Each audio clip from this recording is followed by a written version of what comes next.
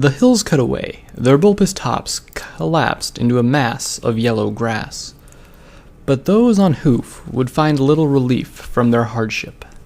Massive rocks, formations, sprawled across the would-be plain, entangling the ground like oversized tree roots. Roots that were set ablaze by the falling sun. Thankfully, traveling by air meant that we had the far easier task of navigating from above. The trick would be to find a safe place to land. I'd only seen the site once, but the maze had rather thoughtfully divided itself into distinct sections. Every cluster sported a significant deformation of one kind or another. Large groves and chips, the brutal scars of wild weather, ran every which way. The triangle tangle with a jagged C carved into its face would be easy enough for us to find. But anyone attempting a blind search could be down there, or even up in the sky, for days. A few dozen yards in, and the C-shaped promise of salvation came into view. I banked, circling the rocks a couple of times. Though it was highly unlikely, someone could have found their way there by chance. I wasn't about to let myself get sloppy just because we were in the home stretch.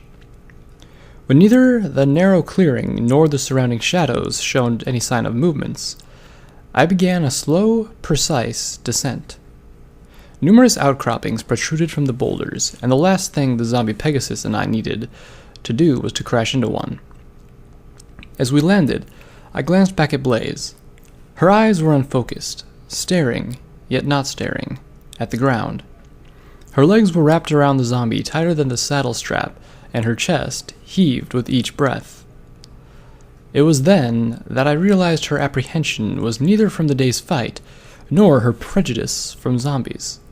She had another, stronger fear. Flying.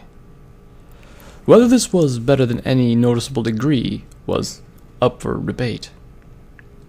Blaze's eyes snapped back into focus, darting rapidly over the ground. With each second, their pace slowed, and her death grip loosened. She practically melted off the zombie's back.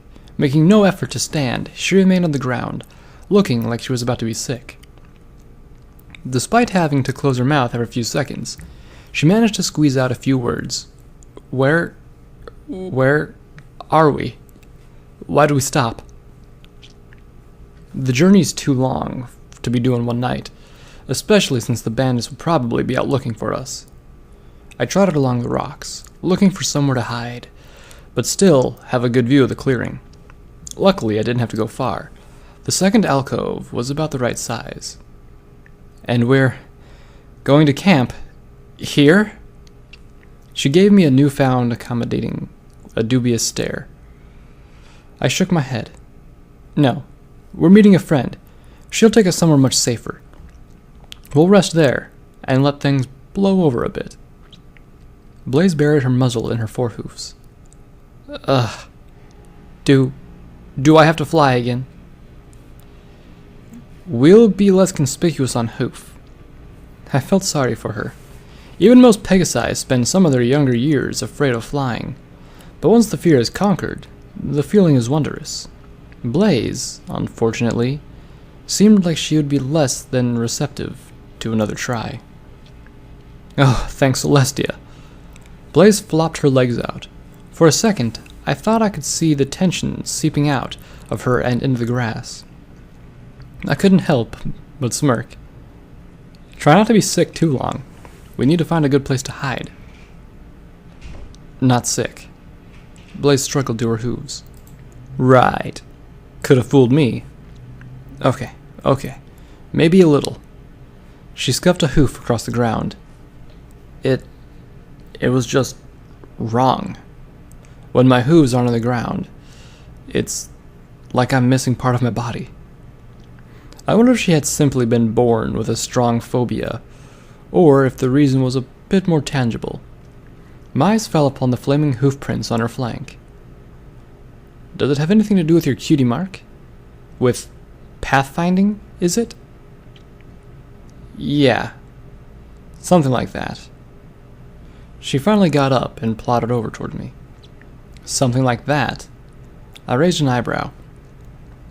Yeah, but it's not like when my dad looks for a trail.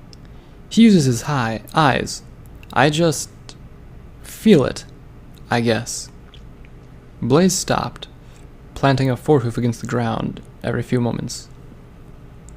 I watched her hoof, though nothing seemed to happen. That's impressive. Got some earth pony in you? Blaze nodded and picked up the pace, covering the rest of the distance in a couple bounds. On my mom's side. Alright. We can continue this conversation later. For now, we should concentrate on hiding, I said, tapping a hoof beside me. She nodded again and slipped into position. The minutes crept by, with adrenaline remained trickled away, and when that was gone, my focus began to fade. Doubts, questions, faces, all of them hammered at the wall of my mind. No, not now. The wall's thickness redoubled, and they were gone. At least for the moment. I glanced at Blaze, whose ever so slowly drooping stance told me her mind had also turned to less pleasant thoughts. Since we were at least safer among the rocks, I'd let her be. She needed all the time she could get, and truth be told, I needed a distraction. So my eyes combed the ground, across each crack in the walls and through the skies above. My ears followed not far behind. I lost count of how many times my senses completed their patrol, but given that my thoughts hadn't wandered so much as an inch, it didn't really matter. The soft crunch of hoofsteps nipped at my ears, and they swiveled to meet the sound. Caw! Caw! Caw! Ivory's intimidating echoed among the crags. Ho! I stepped out of the shadows. Ivory turned the corner, a subtle swiftness in her step. A long angled slash divided the side of her cloak. Red splotches, where the weapon had actually bit in, dotted the upper half. No matter how hard she tried to hide it, the awkwardness of her grate betrayed her. You're hurt! What happened? I called as loud as I dared. So are you. I'm just a bit roughed up. But you're bleeding. With a frown, I circled around to point a forehoof at her side. It's a flesh wound.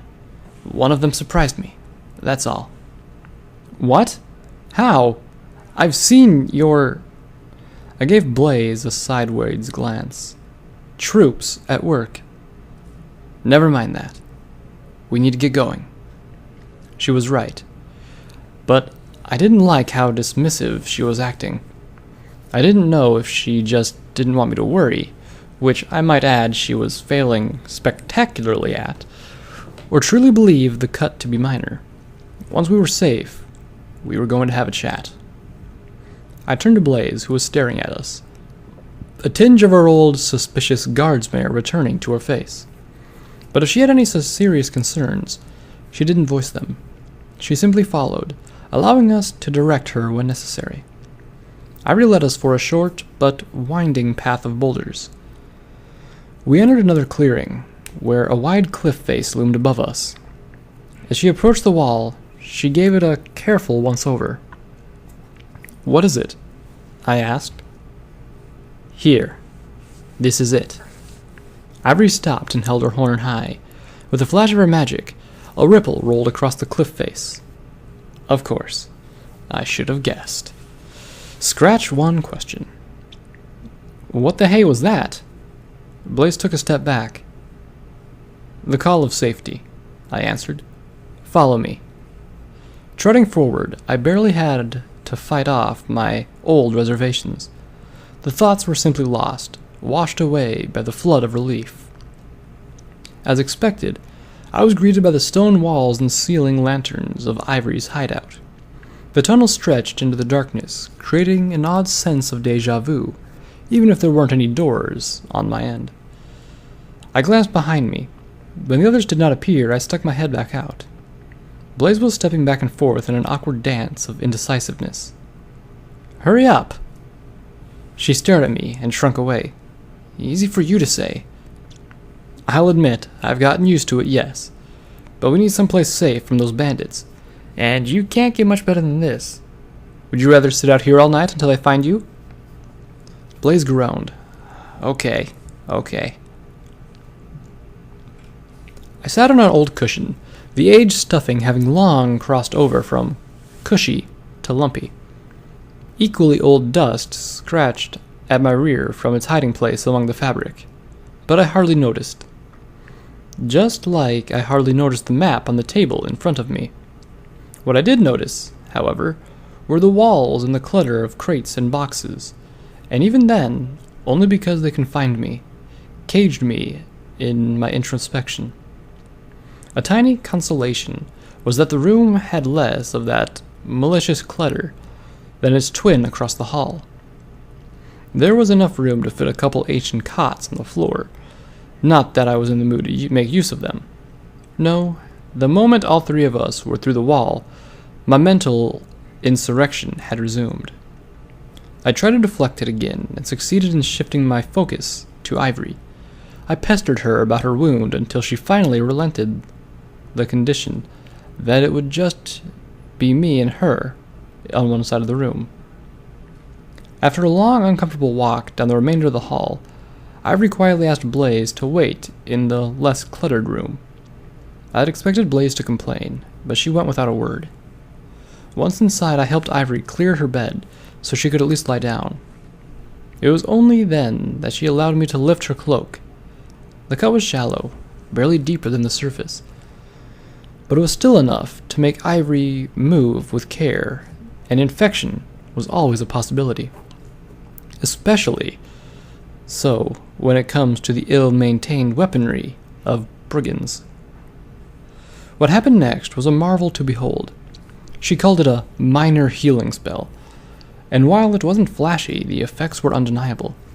The wound did not close immediately, an expectation of fiction that I berated myself for indulging. But the red rawness drained away, leaving me with the impression that at any moment it really could just sew itself back up. As Ivory's eyes began to droop, she told me she'd be fine, and that there were cots in the other room. I tried to protest, but she shooed me out with a few severe glances. Only once I stepped into the hall did the realization hit me. I just assumed my initial injuries weren't as badly as I thought, but the more I thought about the spell, the more certain I was that she had used it on me. I deflected the zombie bird's visage for the upteenth time. But the bird was the least of my worries, and my thoughts turned back to my faltered barricade. The cracks were everywhere, whispers of harm and hypocrisy seeping through, whispers that were mine. There was no need to look for the cot. I knew that there would be no sleep for me. And though I thought I might find refuge by double-checking our plan, my mind would not be so easily fooled. I saw him, the stallion, Brass, fading, failing, gone, and again. If I closed my eyes, it only became clearer. Was I right? Could I have done something differently? Did he have some pony he cared for? Some pony who cared for him? Did he regret his life of banditry? My mind squabbled endlessly. I tried to push it away, to flee from him, from myself. Then Brass fell, thumping into the abyss like a cardboard cutout. Underneath, the fake Necromancer, surprised again, and dead in an instant. A twisted heap on the ground. I had bloodied him. I had weakened him. I didn't even know his name. Did it really have to end that way? I remembered the desperation in his voice, cowering beneath the Griffin's commands. Was he really so evil? Or was it bravado? Survival veiled in theatrics. Only he knew. But there would be no answer now, because dead ponies don't talk, only haunt. I shoved him aside, and he flopped away, thumping into the abyss like a discarded doll. underneath the stallion, brass. I don't know how long it was before I found myself again. For a life? For 2 lives? Probably not enough. But mine had to move on. The pain dulled as I pressed it against the thought. I told myself that not all mysteries could be solved. I told myself that not every choice could spare everyone. And most importantly, I told myself I would never forget. That this would never fall into normality, routine, or mundanity. Never. Letting out a deep breath, I had drawn from the entirety of my being. I opened my eyes. The pain lingered, but it had become bearable. I glanced over at the cots, where Blaze lay so bonelessly that I thought she might have fallen asleep with her eyes open. She raised her gaze to meet mine. "How are you holding out?" I asked. "Fine," she half mumbled. "Really?" I stood, letting my skepticism play out across my face. Blaze lowered her head. How do you do it?" "Do what?" "Fight the end like that, and just shrug it off." In truth, I could see where she was coming from, but that made it no less of a smack in the face. As I stooped to look in her eyes, I resolved to eliminate that misconception. First of all, I don't just shrug it off. "But you were so calm." Blaze's voice dropped to a near whisper. "Like it didn't even affect you." "No, that's not true. Maybe it seemed that way, but I was just putting it off, ignoring it until it was safe enough to give it my full attention." She blinked. "And you're not already over it?" I shook my head. Different people have different ways of coping, but that's just it. It's coping. Learning to move on, but never completely leaving the pain behind. It doesn't simply vanish into thin air. It's not easy, and I don't think it ever should be. Confusion spread over Blaze's face. "What? Why? Why would anyone want to keep feeling pain?" "Because it's a reminder. Weapons are not trivial." I pulled my wing blade from my scarf and set it on the table. "My instructor. She once told me about her own instructor, how he had this saying he repeated to every new recruit." Blaze sat up. "What was it?" "Don't let yourself reach a point where killing is easy, because that will be when you lose yourself." "Oh." She slumped back down. I settled down beside her. "That's why the pain is good. It makes us stop and think, to use our judgment, so that we don't become monsters, killing everyone we don't like." Blaze shivered. "I guess that makes sense. I don't want to become anything like that." "But what am I supposed to do then?" "You'll have to figure that out for yourself. But there is one thing I know for certain. Don't be so eager to push the pain away. That just bottles it up so that it comes back worse. Do what feels right." Without another word, Blaze leaned against me, burying her face in my mane.